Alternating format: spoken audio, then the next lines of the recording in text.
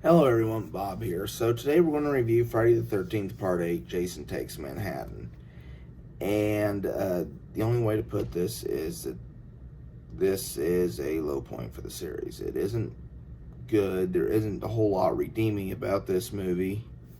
The acting is terrible.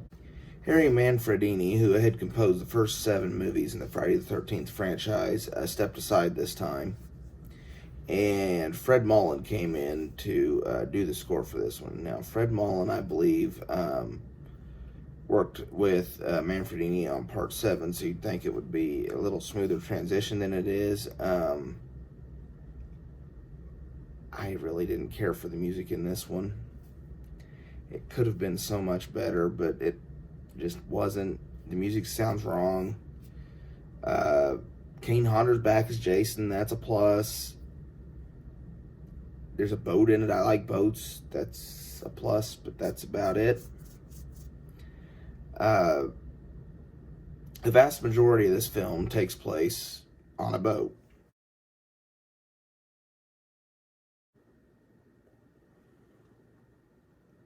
There just isn't a whole lot I can say without going into the spoiler section of this review.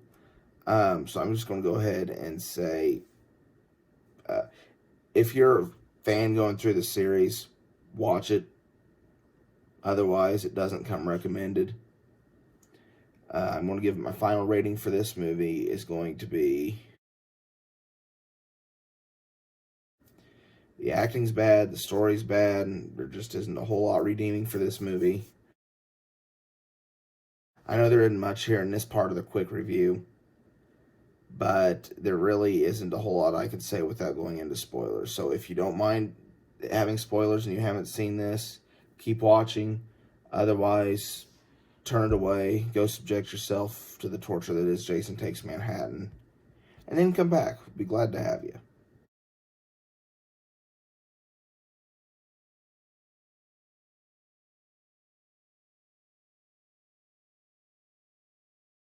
So at the beginning of the film, there is a yacht, and it's on Camp Crystal Lake, and these 2 teenagers are on it, and of course they're getting ready to have a little bit of adult fun. And somehow or another, a power cable is laid across Crystal Lake, and the boat's anchor runs into it, and Jason is reanimated.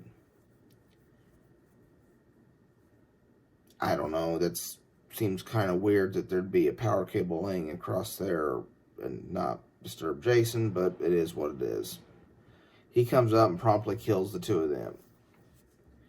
Now, the next part of the movie, you're getting ready, it's a class getting ready to go on senior trip to New York, which is fine and dandy. I mean, they needed some kind of a plot device to get Jason to take Manhattan. But then the boat that Jason killed those 2 kids on drifts out alongside it. And since when was Crystal Lake connected to the ocean? But the vast majority of this film takes place on this boat, as I said earlier. And Jason just kind of dwindles off the people one by one. The acting is horrible in this film. Peter Mark Richmond does the best job being kind of an overbearing father figure to Rennie, who is the main character. Peter Mark Richmond kind of plays the same part in everything he's in. Not that that's bad. I mean, he does it very well.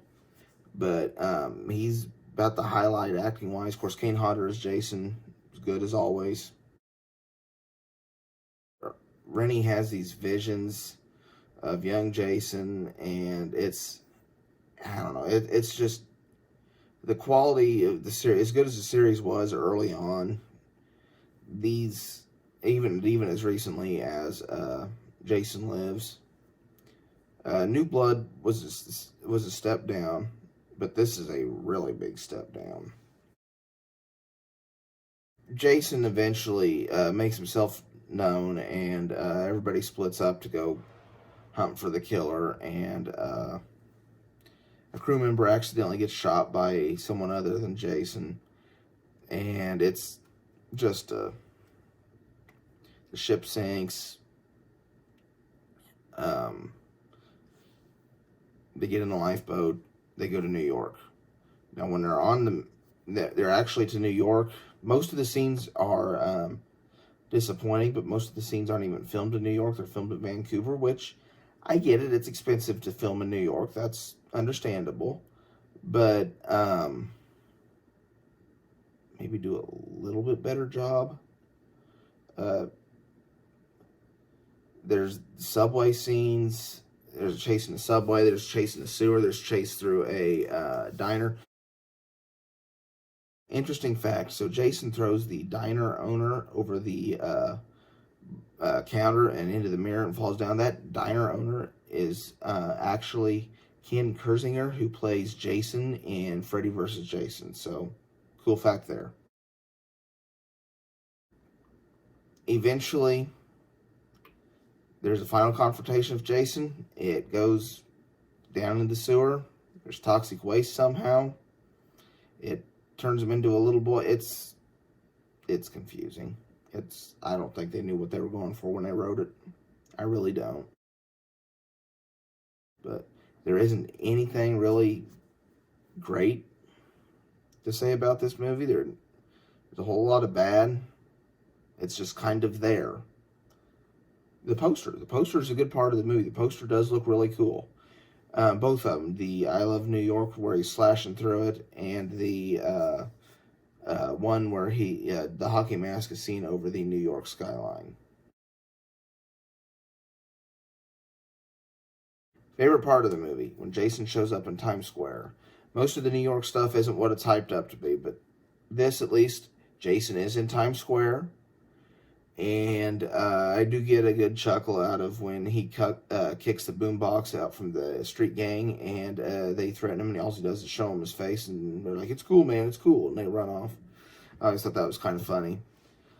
Least favorite part, the sewer ending.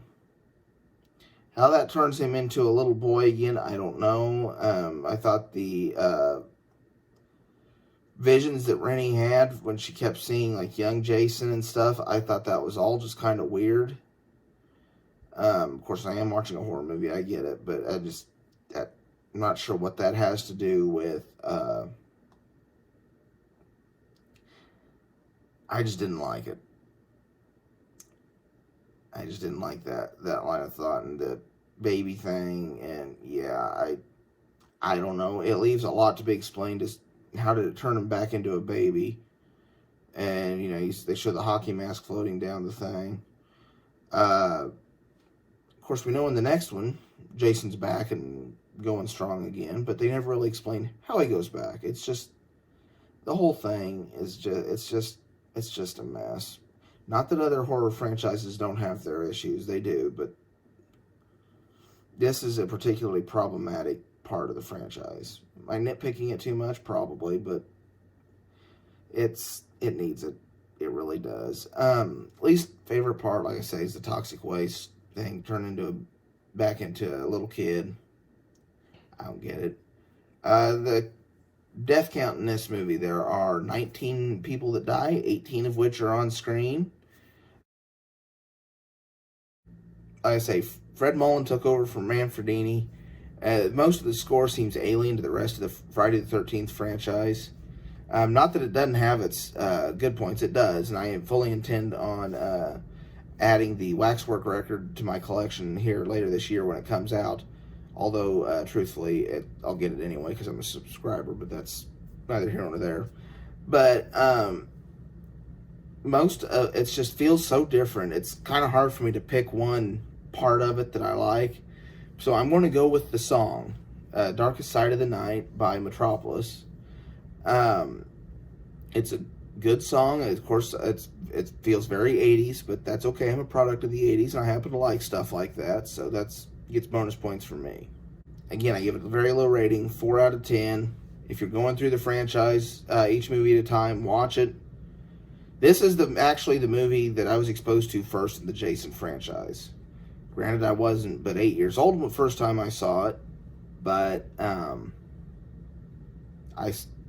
used to not mind it as much as I do now, but it's always going to have that little bit of nostalgia factor for me, but it just wasn't enough to, after seeing all the others, yeah, it needs to be way down on the totem pole. So that's all I've got for today. Thank you so much for watching. If you enjoyed the content of this video, please give it a like. Please consider subscribing to this channel. Follow me on Facebook or Twitter. Just search for Bob the Film Guy. And for now, this is Bob, signing off.